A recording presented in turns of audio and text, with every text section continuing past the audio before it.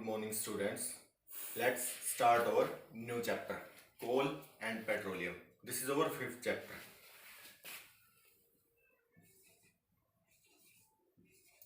Coal and petroleum.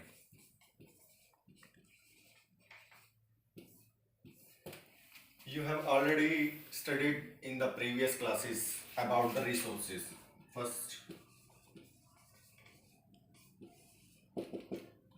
what are the resources? Resources के बारे में आप अपनी पिछली क्लासेस में भी पढ़ चुके हैं. रिसोर्सेज को हम हिंदी में क्या बोलते हैं? संसाधन बोलते हैं. संसाधन यानी कि मानव के उपयोग की जितनी भी वस्तुएं होती हैं, या वो प्राकृतिक होती हैं या वो मानव द्वारा निर्मित होती हैं, उन सभी को हम क्या बोलते हैं? रिसोर्सेज बोलते हैं, यानी कि संसाधन बोलते हैं. अब संसाधन को हमने पढ़ा था, दो तरह से क्लासिफाई किया गया था रिसोर्सेज को. First is the man made and second is natural. Man made resources कौन से होते हैं? जो मानव द्वारा बनाए जाते हैं. जैसे एग्जाम्पल हो गया इसका मशीन्स, मेटल्स, प्लास्टिक, ये सारे क्या है? हमारे मैन मेड रिसोर्सेज होते हैं. उसके बाद हमने पढ़ा हुआ है नेचुरल रिसोर्सेज के बारे में. अब नेचुरल रिसोर्सेज कौन से होते हैं? जैसे वाटर हो गया हमारा, सोलर एनर्जी, विंड और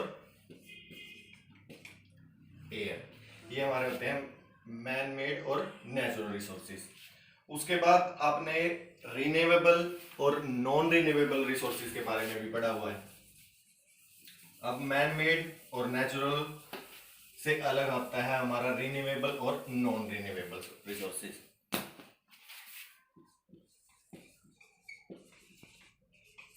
renewable and non renewable. Renewable यानी कि नवीकरणीय,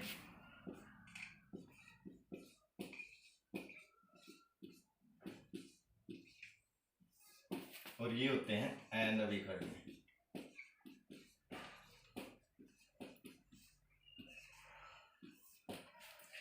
रिन्यूएबल को हम हिंदी में बोलते हैं नवीकरणीय संसाधन, और नॉन रिन्यूएबल को बोलते हैं हम अनवीकरणीय संसाधन. नवीकरणीय संसाधन जिनका हम बार बार उपयोग करते रहते हैं और जो खत्म नहीं होते, वो होते हैं हमारे रिन्यूएबल रिसोर्सेज. और नॉन रिन्यूएबल जिनका हम एक बार यूज करके दोबारा यूज नहीं कर सकते. ऐसे कौन से होते हैं? जैसे एयर हो गया, सोलर एनर्जी, ये इसके एग्जांपल हो गए. जियोथर्मल एनर्जी हो गई. ये सारे के हमारे नवीकरणीय संसाधन है, रिन्यूएबल सोर्सेज है. यानी कि नॉन रिन्यूएबल की बात करते हैं, अनवीकरणीय संसाधन जिनको हम बार बार प्रयोग में नहीं ला सकते. जैसे कोल, पेट्रोलियम, ये सारे हमारे क्या हैं?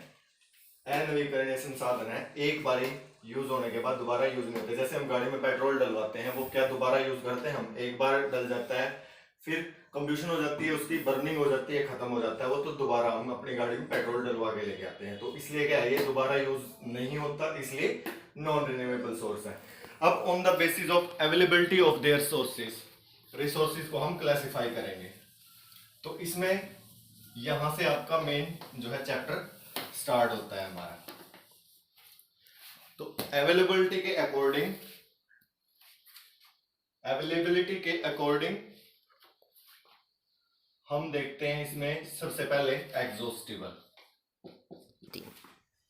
EXHAUSTIBLE. First exhaustible and non exhaustible.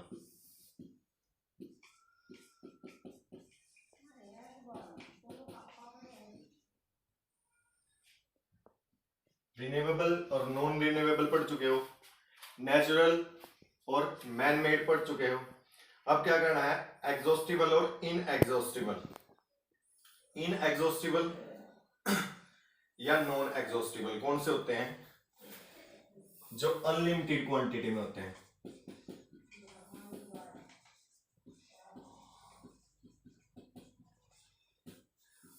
Present in unlimited quantity in nature. यानी कि जैसे एयर हो गई, सनलाइट होगी, wind energy, geothermal energy,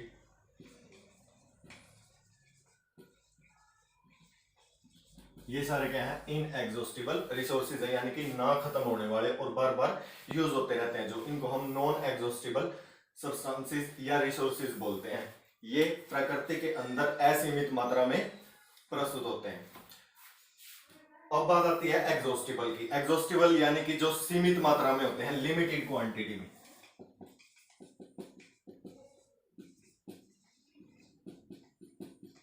present in limited quantity in the nature. Example कौन से होंगे इसके?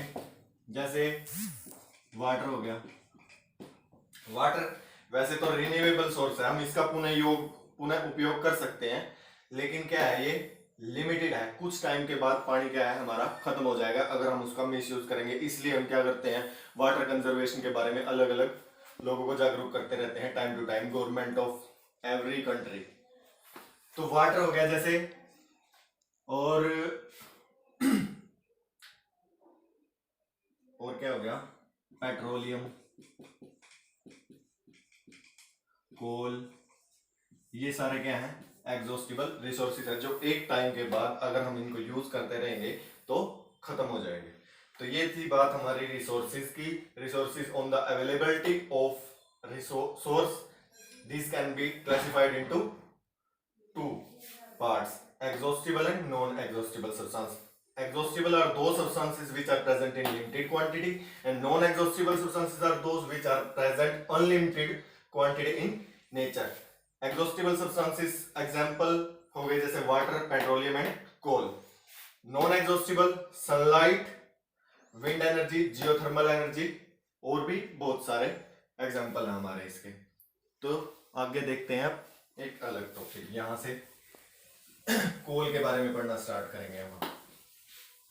कोल का टॉपिक स्टार्ट करने से पहले एक टर्म होती है फॉसिल फ्यूल। आपने पहले भी शायद उसके बारे में पढ़ा हुआ है, फॉसिल फ्यूल्स। फॉसिल फ्यूल्स क्या होते हैं? Dead and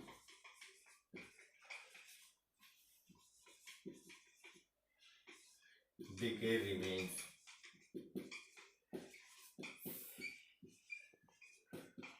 plants and animals। Dead यानी कि मरे हुए, डिके यानी कि सड़े गले, यानी कि dead and decay remains of plants and animals is known as fossil fuel. यानी कि जब प्रकृति में कोई भी लिविंग ऑर्गेनिज्म या प्लांट्स हो या एनिमल्स हो, जब वो मर जाते हैं और पृथ्वी की सतह के नीचे चले जाते हैं, तो वो वहां सड़ गल जाते हैं। सड़ गल के क्या बनाते हैं? जैसे पेट्रोल हो गया और कोल हो गया, ये सब्सटेंसेस ये प्रोड्यूस करते हैं। तो इन्हीं को हम क्या बोलते हैं? फॉसिल फ्यूल्स बोलते हैं। जो हमारा पेट्रोल है और कोल है, वो हमारा क्या है? फॉसिल फ्यूल है। तो सबसे पहले देखते हैं हम कोल।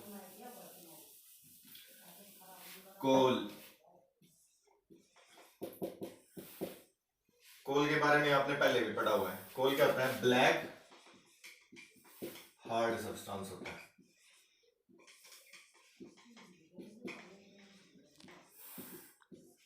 हार्ड सब्सटेंस होता है। कहाँ मिलता है? पृथ्वी की सतह के बिल्कुल नीचे की तरफ। अब इसकी स्टोरी क्या है, ये कैसे बना, क्या हुआ था? अबाउट 3 मिलियन ईयर्स एगो जो हमारे काफी सारे फॉरेस्ट थे पृथ्वी पे, वो फ्लड के कारण या भूकंप वगैरह के कारण धरती फट जाती थी, यानी कि इरप्ट हो जाती थी। तो क्या होता था वो फॉरेस्ट पृथ्वी के नीचे चले जाते थे। नीचे जाने के बाद क्या होते थे? वो सड़ते थे, गलते थे। काफी सालों के बाद जब जमीन की खुदाई हुई तो नीचे से क्या निकला हमारा? कोल। कोल क्या होता है? ब्लैक होता है, हार्ड सब्सटेंस होता है। और जब ये बर्न करता है एयर के अंदर, जब इसको हम जलाते हैं तो क्या प्रोड्यूस करता है? ये कार्बन डाइऑक्साइड गैस प्रोड्यूस करता है। अब सबसे पहले जो इसका प्रोडक्ट है वो है हमारा कोक। कोक क्या होता है? टफ होता है, पोरस होता है और ब्लैक सब्सटेंस होता है। टफ यानी कि कठोर, पोरस यानी कि छिद्र वाला, जिसमें हवा क्रॉस हो सकती है जिसमें से, पोरस यानी कि छिद्रदार। और ब्लैक क्या होता है?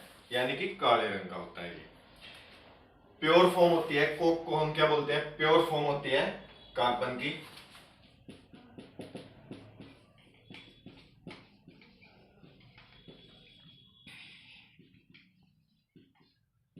Pure form of carbon. इसका यूज क्या होता है?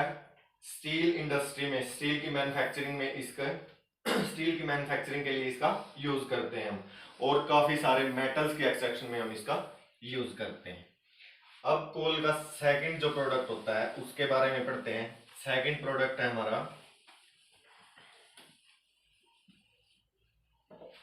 कोल का जो हमारा सेकंड प्रोडक्ट है उसको बोलते हैं हम कोल टार। कोल टार, कोल टार भी क्या होता है? थिक लिक्विड होता है, एक thick black colour liquid.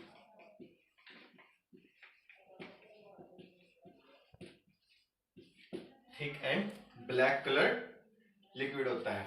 Mixture होता है अबाउट 200 सब्सटेंसेस का। It is a mixture of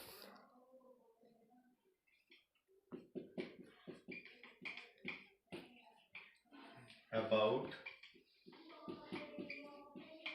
200 substances.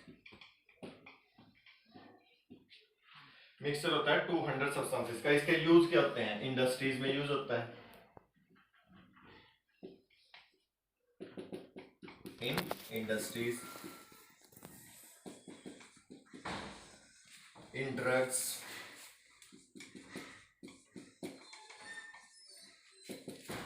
और in making synthetic dies.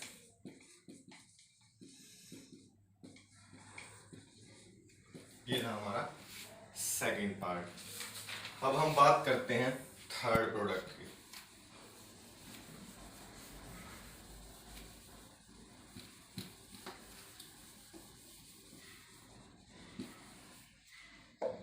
Third होता है हमारा coal gas.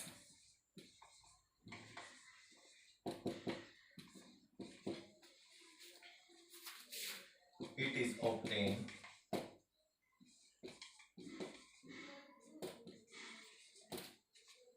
during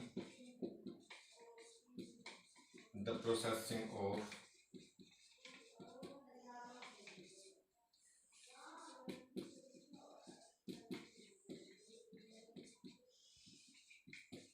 to get coke। क्या होता है कोल गैस? कोल गैस कब ऑब्टेन होती है? जब हम कोल से कोक को प्रोड्यूस करते हैं, तो उस टाइम जो गैस निकलती है उसको हम बोलते हैं कोल गैस। और it is used as a fuel in industries. जो इसका यूज है, यूज्ड एज ए फ्यूल, इसको यूज किया जाता है इंडस्ट्रीज के अंदर।